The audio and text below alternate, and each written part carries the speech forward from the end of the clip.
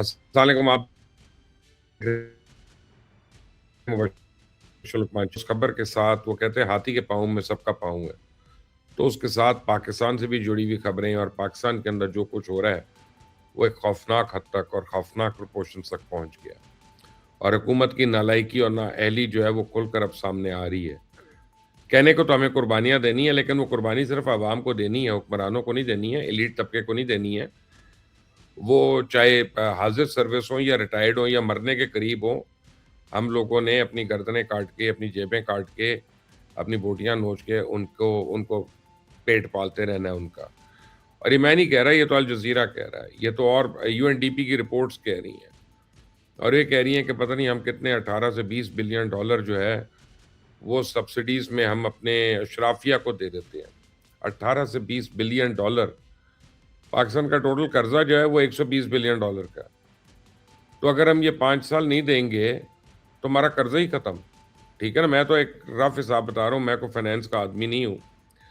लेकिन इस पे बात करते हैं, जो इम्पोर्टेंट खबर आई है वो ये है कि यूएई ने, यानी मुत्तहिदा अरब इमारात ने अभी ऐलान किया है कि जी वो ओपेक से और ओपेक प्लस से दोनों से फौरी तौर पे विथड्रॉ कर रहे हैं। ओपेक का यानी ऑयल प्रोड्यूसिंग कंट्रीज़ जो हैं, और OPEC plus oil producing countries जो उसके अलावा हैं, जैसे सेंट्रल एशियन रिपब्लिक्स में कज़ाकिस्तान है, ताजिकिस्तान है, उज़्बेकिस्तान है, रशिया है, ये सारे ममालिक उसके अंदर फ़ॉल करते हैं।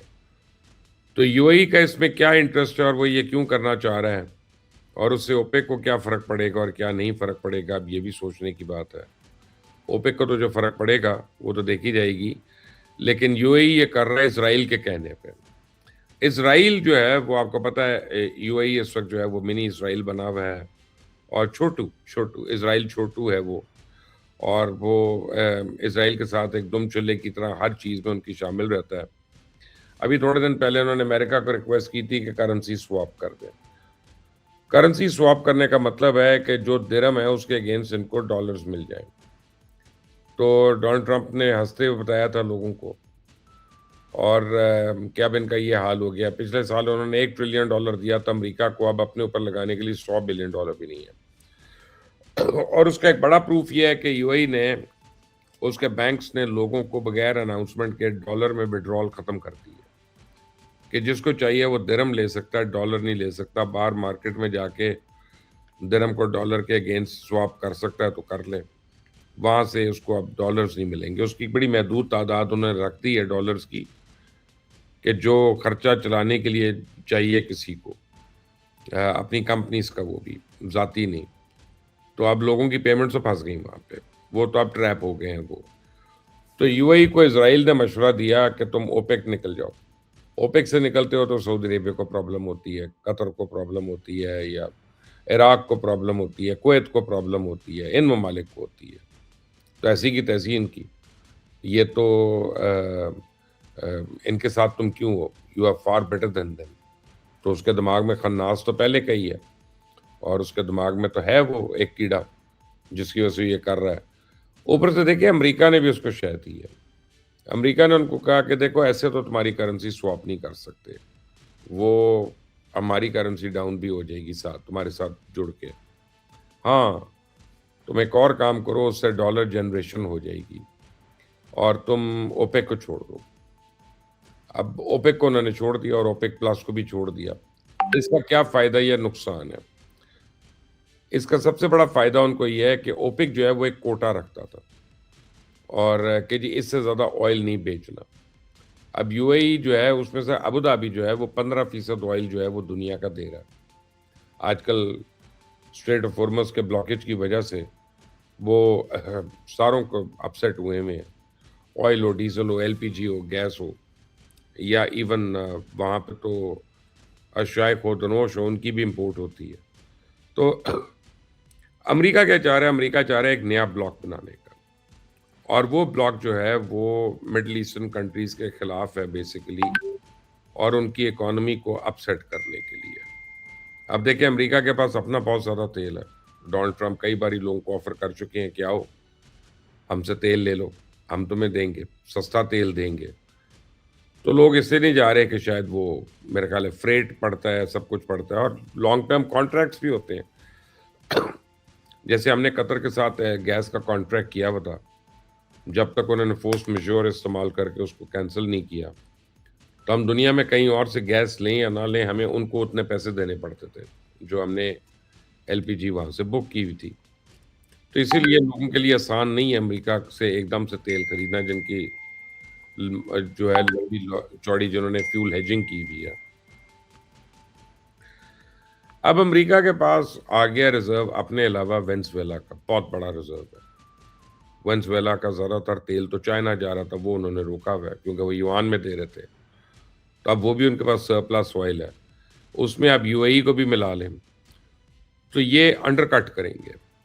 ये कहेंगे कि हम ज़्यादा प्रोडक्शन कर रहे हैं और सऊदीज़ और इराकीज़ और कतरीज़ और कतरी कह रहा हूँ अपना कुवैतीज़, इन लोगों का तेल जो है और ईरान, ये महँगा बिक रहा है, हम इनसे सस्ता बेचेंगे, $4 $3 सस्ता बेचेंगे, तो ऑयल मार्केट में, वर्ल्ड मार्केट में अपहीवल होना शुरू हो जाएगी और सारों को एडजस्टमेंट्स करनी पड़ेंगी। क्योंकि यूएई को पैसों की बड़ी ज़रूरत है, शदीद ज़रूरत है, वो बिल्कुल दे आर गोइंग डाउन बहुत ज़्यादा और उनको डॉलर की ज़रूरत है। तो ओपेक जो है उनको सूट नहीं कर रहा कि जनाब फिक्स कोटा है, हमने इतना ही बेचना है ताकि हम ऑयल की प्राइस को यहाँ तक रख सकें। अब जब यूएई को फ़र्ज़ करें अगर उसको $100 बिलियन या $200 बिलियन चाहिए, तो कहेगा मैं आधी कीमत पे तेल बेच रहा हूँ, मुझे दे दो डॉलर अभी, कि मैं तो अपना गुज़ारा करूँ और अपने आप को इस क्राइसिस से निकालूँ किसी तरह। तो साथ उसके वेनेजुएला का तेल भी उतने का मिल रहा होगा, अमेरिका का तेल भी उतने का मिल रहा होगा। तो एक पूरी मार्केट में इसीलिए उसने ओपेक प्लस भी छोड़ा। यहाँ तो चले सऊदी अरेबिया से इख्तिलाफ़ात हैं ना, वहाँ पे अपना चाहता ही नहीं कि जो है वो किसी भी कॉन्ट्रैक्ट में हो कि हमने तेल कितने का बेचना। यूएई के ना प्रोडक्शन कंस्ट्रेंट्स हैं। वो काफ़ी देर से अपनी फ्रस्ट्रेशन का इज़हार कर रहे हैं ओपेक की प्रोडक्शन कोटा के ऊपर। वो कहते हैं कि जी ये तो एक माफ़िया है, ये प्राइसेस को ऊपर रखते हैं, प्रोडक्शन में कट लगा के। अच्छा यूएई ने क्या किया उसने कई बिलियन तकरीबन यानी अब मैं मुहतात अंदाज़े के मुताबिक बता रहा हूँ कि $50 बिलियन से भी ज़्यादा इन्वेस्ट किया अपनी कैपेसिटी बढ़ाने के लिए। और उनकी कैपेसिटी जो है 2027 में 5 मिलियन बैरल फ़ी दिन हो जाएगी। तो अब अगर ओपेक में रहते हैं तो अपनी जितनी नई फैसिलिटी उन्होंने बनाई वो सारी आइडल पड़ी रहेगी।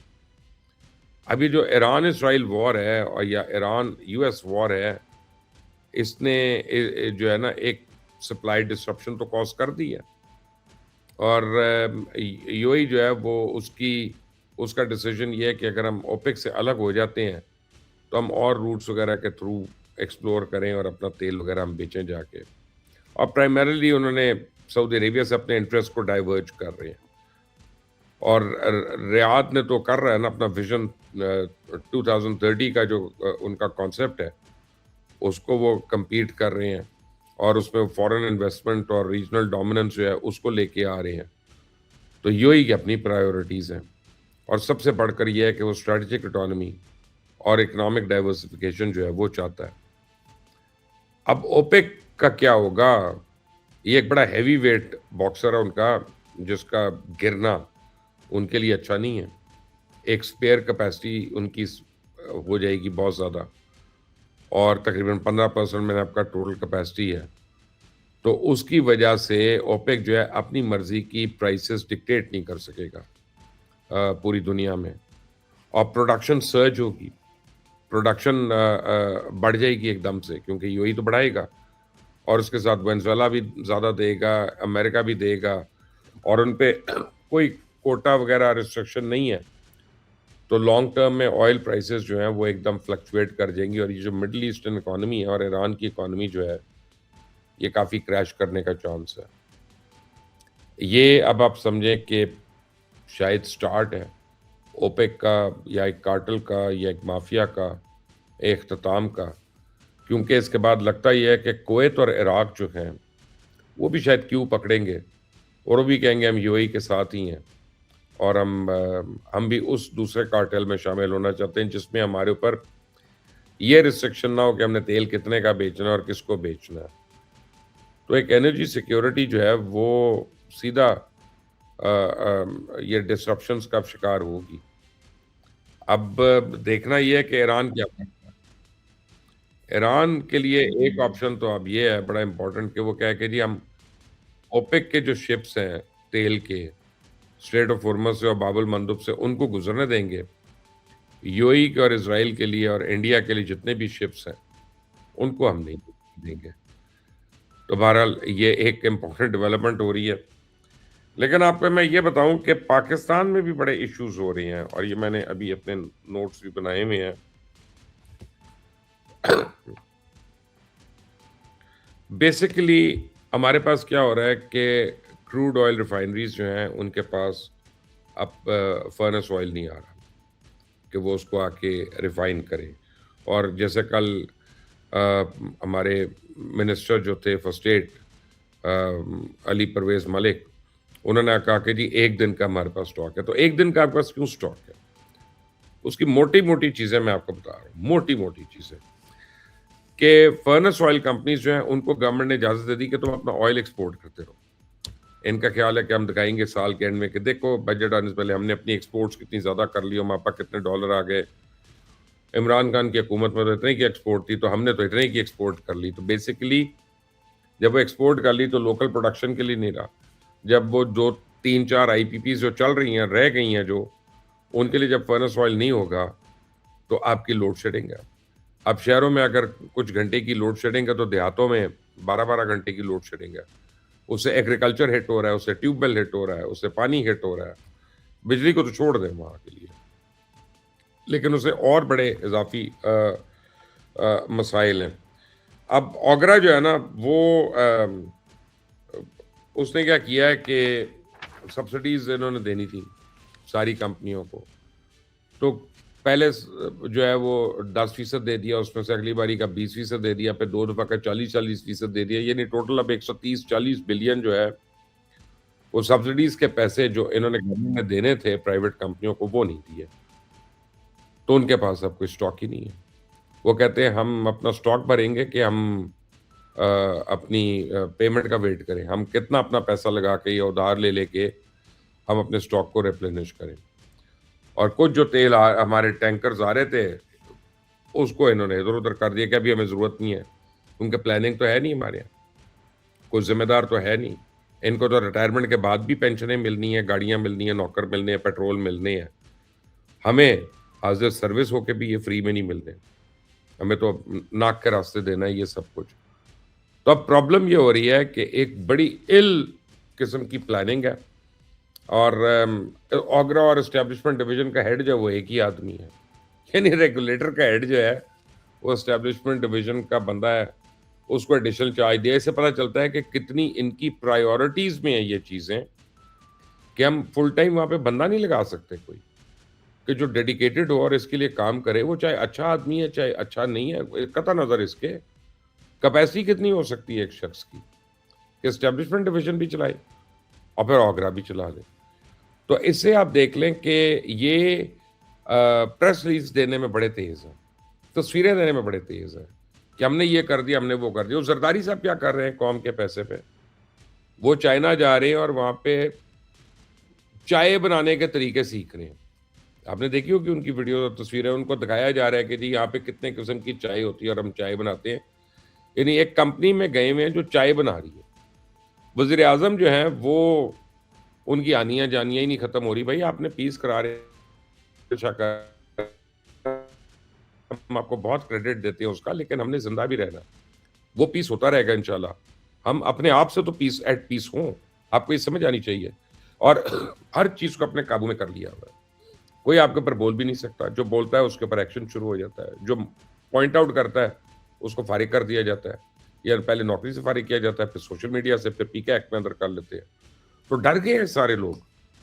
चंद एक लोग हैं जो बस सिर्फ़ अभी बता रहे हैं। मैंने अभी सईद गाज़ी का देखा एक।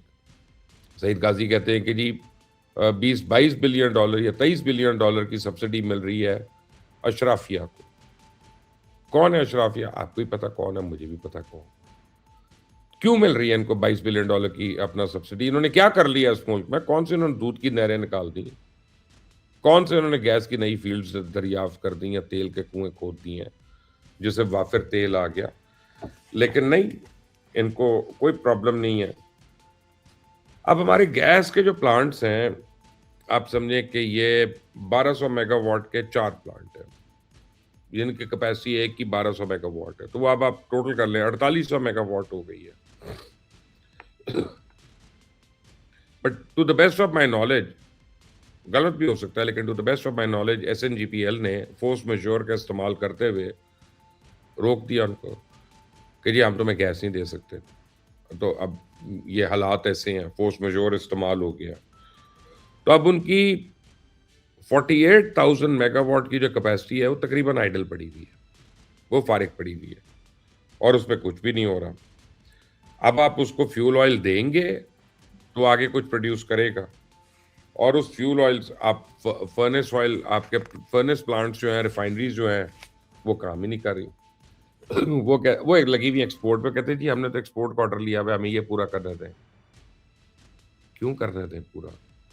मुल्क फाके करे, गरीब आदमी जो है उसे किराए ना दिए जाए, लोगों के चूल्हे ना जलें और तुम्हें एक्सपोर्ट की इजाज़त मिल जाए। ये कौन लोग हैं जो इतनी बेशर्मी से हुक्मरानी करते हैं? और हम कौन लोग हैं जो इनको करने भी देते हैं? हमसे तो बेहतर वही लोग थे कि एक चवानी जब चीनी की कीमत बढ़ी थी अयूब खान के ज़माने में, तो बाहर आके उन्होंने अयूब कुत्ता के नारे लगाए थे और उठा के बाहर कर दिया था। लेकिन हम बैठ के फेसबुक पे पोस्टर लगा देंगे और ये सब कुछ कर लेंगे, लेकिन हुकूमत को ये नहीं बताएंगे कि ये जो तुम कर रहे हो गलत है, ये जो तुम नहीं कर रहे वो भी क्रिमिनल है। तो अब वक्त आ गया कि ये हुकूमत जागे, they pull up their socks and actually start working for the people of Pakistan. आपकी इस बारे में क्या राय है? मुझे ज़रूर बताइएगा। Until the next time, Allah Hafiz.